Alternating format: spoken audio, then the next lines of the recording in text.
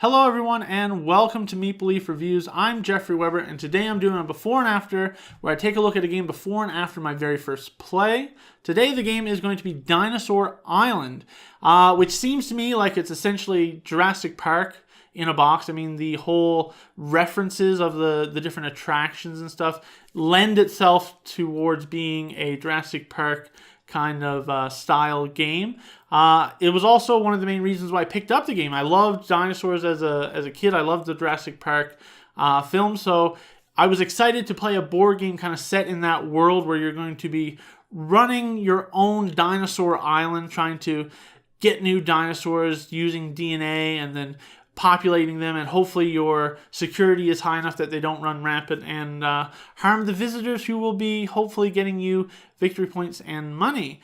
So overall going in, I think it's going to be a pretty simple and straightforward worker placement game, which is not necessarily a bad thing. The one thing, however, that I did notice when reading through the rulebook that I don't think I'm going to be a huge fan of is the game is broken down into multiple phases, and in one phase, the park phase, you're going to be drawing visitors to your island based on how much excitement you've generated.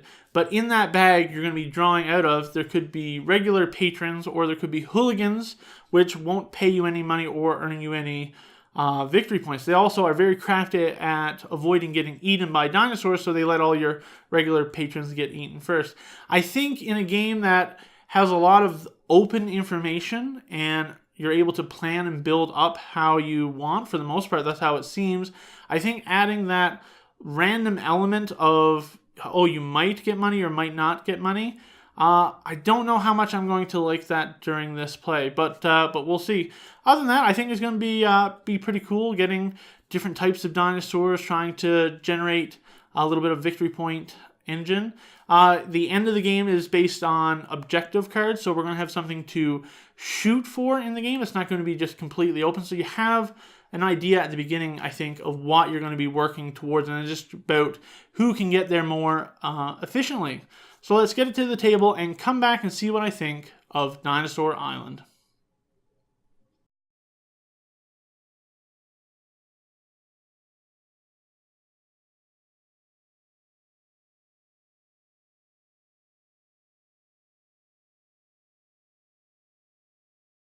Hello everyone and welcome back. I just finished my first play of Dinosaur Island. Now some context for my first play.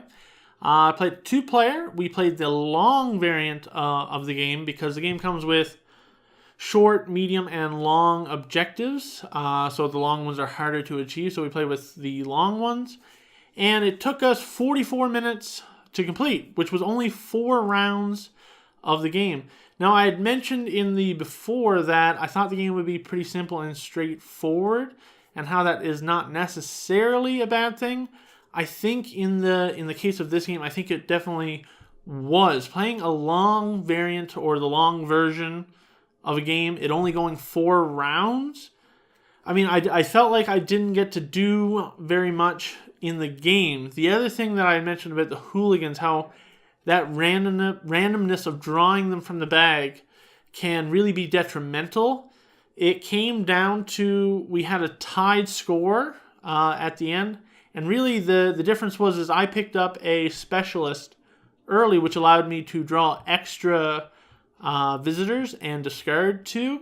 So I was able to kind of call my hooligans a little bit, whereas my wife Jenny, she drew hooligans every single round and couldn't do anything with them. So she, I think, had a better park than what I did, but she ended up losing just for the simple fact, I think, because of the hooligans that she drew from the bag. So I didn't think I would like that going in the before, and after playing it, I definitely don't like that randomness of just drawing, because you could, I mean, there are only 10 in the bag, but you could really get hooped for some money and for some victory points, because they don't earn you money when they come to your park, as well as when they're in the park, they're not earning you victory points for that round while they're being there. I mean, the game had some interesting aspects, but again, it just wasn't long enough to feel the impact of those. The whole the different dinosaurs that you could get, you could get ones that were, say, large carnivores. They bring in a lot of excitement, so they're bringing more visitors into your park, but they increase the threat a lot. So you need to spend more time putting work into your security. So that little push of pull of getting more people into your park with these dinosaurs, but then having to spend more time on the security so they don't get eaten. I thought that was an interesting aspect that you had to manage during the game. But again, the game just wasn't long enough to kind of fully explore that aspect of it. The other thing that I didn't quite like, I felt that it was too easy to do anything in the game. I didn't really have to have a whole lot of planning involved. So for instance, with the different dinosaur recipes, you need specific types of DNA. But with the dice roll that you get at the beginning, you can mostly get the basic DNA that you need, as well as that market phase.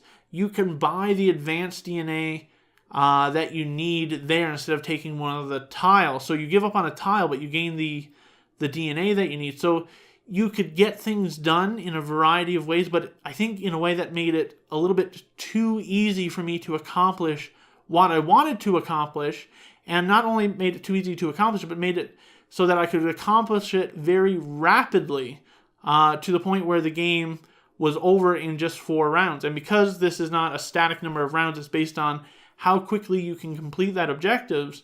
So if people are beelining for those objectives to get them completed, you could have a very fast-paced game. So a lot of the engine stuff that you might see, especially with some of the cards that give you bonuses at the beginning or end of rounds, they're not going to tick over a lot. So you're not going to get a whole lot of those benefits.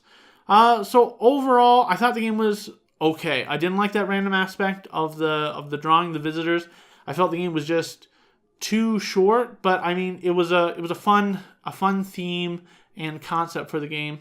But overall, I'm just a little bit disappointed in the gameplay. I was hoping for a little bit more of a challenge in trying to run your park. So, anyways, that's my first impressions of Dinosaur Island. If you like this video, go down, hit the like button, subscribe to my YouTube channel, and we'll see you guys next time.